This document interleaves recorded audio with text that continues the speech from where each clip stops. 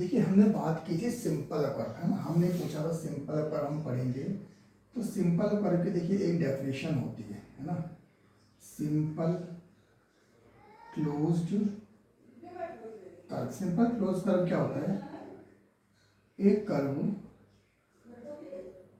Which never intersect at any place, ठीक है।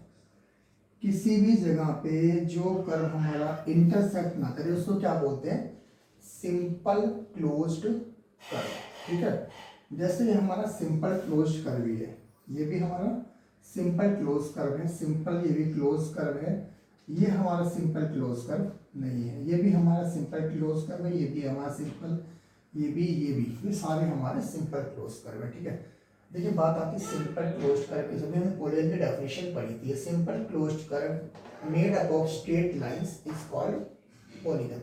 एक ऐसा क्लोज कर्व जो स्ट्रेट लाइन से बना हो, सिंपल क्लोज कर्व। और सिंपल का मतलब क्या होता है? A curve which never intersect at any place, जो एक दूसरे को कहीं भी इंटरसेक्ट ना करे, ठीक है। इसको क्या बोलते हैं? सिंपल क्लोज्ड कर्व, ठीक है। इसके बाद में कुछ बेसिक्स हमारी प्रॉपर्टीज हैं पॉलीगन की, जिसके बारे में हमें स्टडी करनी है इस क्लास में। इस क्लास में क्या थी, हमें 8th 9th 10th 6th 7th सब में कहीं ना कहीं पॉलीगन पढ़ना पड़ता है, ठीक है। तो हम कुछ बेसिक्स की डिटेल्स पढ़ते हैं। जैसे कि ये हमारा एक फिगर है ना। ये हमारा क्या है? क्वाड्रेटर। और ये क्या है? पेंटागन। ये क्या है? हेक्सागन, ठीक है। ये क्या है? हेक्सागन। तो एक हमारा फॉर्मूला है, देखिए, नंबर ऑफ डायगोनल्स। कितने डायगोनल्स होते हैं इसमें? साइड कितनी है? 4, तो n is equal to 4, n is equal to 5, n is equal to 6, ऐसे चलता रहेगा। तो नंबर ऑफ डायगोनल्स का फॉर्मूला बहुत इंपॉर्टेंट फॉर्मूला है, इसको आप लोग बाय हार्ट याद कर लीजिएगा, ठीक है। हर एग्जाम में बहुत बार पूछा जाता है। देखिए नंबर ऑफ फॉर्मूला होता है n-3/2, ठीक है। ये हमारा किसका फॉर्मूला है? नंबर ऑफ डायगोनल्स का। अब हम प्रैक्टिकली इसको करके देखते हैं। इसमें कितने डायगोनल है भाई? 1 2। तो कैसे निकाला हमने? देखिए साइड कितनी है? 4, 4 - 3/2, मतलब 4 × 1/2, 2 2 × 4, तो कितने हुए? देखिए, दिख रहा है? 1 2, 2 डायगोनल हुए। अच्छा साइड 5 हो गई ये, तो कितने होंगे? 5 × 5 - 3/2, मतलब 5 × 2/2, ये कर गया। कितने होंगे? 5। अब हम बना के देख सकते हैं, 1 2 3 4, है ना। एक ये देखिए 5 डायगोनल हो गए, ठीक है। इसी तरह अगर हम हेक्सागन की बात करें तो कितने डायगोनल हो गए? 6 6 - 3/2, मतलब 6 × 3/2, 2 2 × 4, 3 2 × 6 डायगोनल हो गए, ठीक है। ये तो बात हुई हमारी नंबर ऑफ डायगोनल्स की। उसके भी बाद क्या होता है? Sum of all interior angles. Interior angles का सम कितना होगा हमारा? देखिए इसका फॉर्मूला होता है हमारा n-2 × 180 डिग्री, या फिर कई बार इसे ऐसा भी लिखा जाता है 2n - 4 × 90, ठीक है। जैसे किसी भी टाइप का क्वाड्रिलेटरल हो, साइड कितनी हुई? 4, है ना। तो इसका इंटीरियर एंगल है ये वाला, ये वाला, ये वाला, ये वाला, ठीक है। इंटीरियर एंगल्स का सम कितना होगा?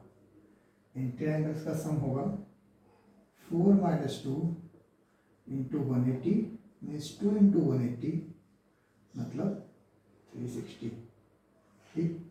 अगर साइड 5 होती, 1 2 3 4 5, 1 2 3 4 5, ठीक है।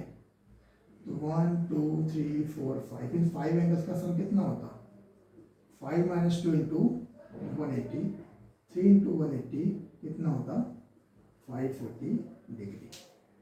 अगर इसी तरह हम बात करें हेक्सागन की, 1 2 3 4 5 6, कितनी साइड हुई 6, तो 1 2 3 4 5 6 एंगल होंगे, तो सम कितना होगा 6 माइनस 2 इंटू 180, 4 इंटू 180 मतलब 720 डिग्री, ठीक है। और इसी तरह चलता रहेगा। तो हमने दो चीज़ें पढ़ी है, number of diagonals and sum of all interior angles, ठीक है। इसे आप लोग एक बार नोट डाउन कर लीजिए, उसके बाद हम आगे बढ़ते हैं, ठीक। इसे स्क्रीनशॉट ले लीजिए या फिर आप लोग साथ के साथ चाहे तो डाउनलोड कर सकते हैं या फिर स्क्रीनशॉट लिख के कॉपी में नोटबुक में नोट डाउन कर सकते हैं, ठीक है। आगे आइए, आगे हमें पढ़ना है, देखिए एक्सटीरियर एंगल्स के बारे में, ठीक।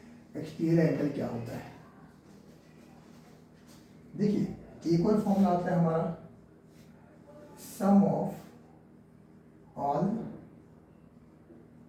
Exterior angles of a polygon कितना होगा 360 डिग्री। कितनी भी साइड हो, कितनी भी साइड हो, सपोज करो ट्रायंगल है ना, ये एंगल है ना, और इसको अगर ऐसे एक्सटेंड करें तो ये एंगल, ठीक है। इन तीनों का सम कितना होगा 360 डिग्री। अगर क्वाड्रिलेटरल की बात करें तो एक एंगल ये हो गया है ना, दूसरा ये हो गया, तीसरा ये हो गया, चौथा ये हो गया, इन सबका ही सम कितना होगा 360 डिग्री, ठीक है। तो ये हमारा sum of all exterior angles मतलब बाहर के एंगल, इनका सम होता है 360 डिग्री। अब हमें अगर ये निकालना है ईच इंटीरियर एंगल, तो इसका फॉर्मूला होता है n माइनस 2 इंटू 180, इसको सिर्फ n से डिवाइड कर दीजिए, और ईच एक्सटीरियर एंगल तो कितना होगा 360 बाई n, या फिर इसका एक और फॉर्मूला होता है 360 माइनस इंटीरियर। आप फिलहाल यही याद रखिए, ये फॉर्मूला हमें काम आएगा हमेशा, n minus 2 into 180 by n, ठीक है। उसके बाद हम बात कर लेते हैं, देखिए रेगुलर पॉलीगन क्या होता है, सिर्फ दो वर्ड याद रखिए, ईच साइड इज इक्वल या फिर सेम लेंथ, है ना, इसको क्या बोलते हैं रेगुलर पॉलीगन। जैसे हमने क्या बना लिया, एक स्क्वायर बनाया, एक पेंटागन बनाया जिसकी साइड बराबर है, एक हेक्सागन बनाया, या फिर एक रोम्बस बनाया, एक हेक्सागन बनाया जिसकी साइड इक्वल है ना, इनको क्या बोलते हैं रेगुलर। और इरेगुलर क्या होता है, सारी साइड अलग अलग होती है उसकी, है ना। सपोज को हमने ये बना दिया, ये बनाया, ये क्या है इरेगुलर पॉलीगन, ठीक। हमने पैरेललोग्राम बना दिया, हमने काइट बना दी, है ना, ये सब क्या, या फिर ऐसा कोई फिगर बना दिया, ऐसा बना दिया, ऐसा बना दिया, इस तरह का बना दिया, है ना, ये हमारा क्या है इरेगुलर, ठीक है। दो चीज़ें और बच्ची देखिए, सबसे पहले हम बात कर लेते हैं कौन की, बहुत ज़्यादा कंफ्यूजन होती है, इसको आप नोट डाउन कर लीजिए या फिर कहीं भी लिख सकते हैं, ठीक है।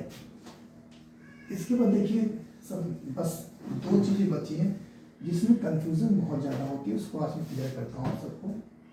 देखिए एक होता है हमारा कॉनकेव पॉलीगन। भाई कॉनकेव पॉलीगन को सिंपल सा याद रखिए, कोई भी एंगल वह ग्रेटर देन है 180 से, ठीक है। एक पॉलीगन जिसमें कोई भी एंगल 180 से बड़ा है उसको क्या बोलते हैं कॉनकेव पॉलीगन। सपोज कीजिए हमने ये बना दिया ना, इसमें देखिए अब ये एंगल कितना है ग्रेटर देन 180, तो कॉनकेव हो गया। और कॉन्वेक्स पॉलीगन क्या होता है, जिसमें सभी एंगल लेस देन हो 180 से, ठीक है। आप एक रेक्टेंगल बनाइए, एक स्क्वायर बनाइए, एक पैरेललोग्राम बनाइए, एक काइट बनाइए, एक रोम्बस बनाइए, एक ट्रेपेजियम बनाइए, ये सारे कौन से हमारे कॉन्वेक्स, ठीक है। इनकी प्रॉपर्टीज हम पढ़ेंगे डिटेल में, फिलहाल इस वीडियो में सिर्फ हम बेसिक इन्फॉर्मेशन लेंगे पॉलीगन्स की, ठीक है। बस ये हमारी बेसिक इन्फॉर्मेशन थी। उम्मीद है आपको वीडियो पसंद आई होगी। अगर आपको वीडियो पसंद आए तो लाइक, सब्सक्राइब और शेयर जरूर कीजिएगा। धन्यवाद, थैंक यू, जय हिंद।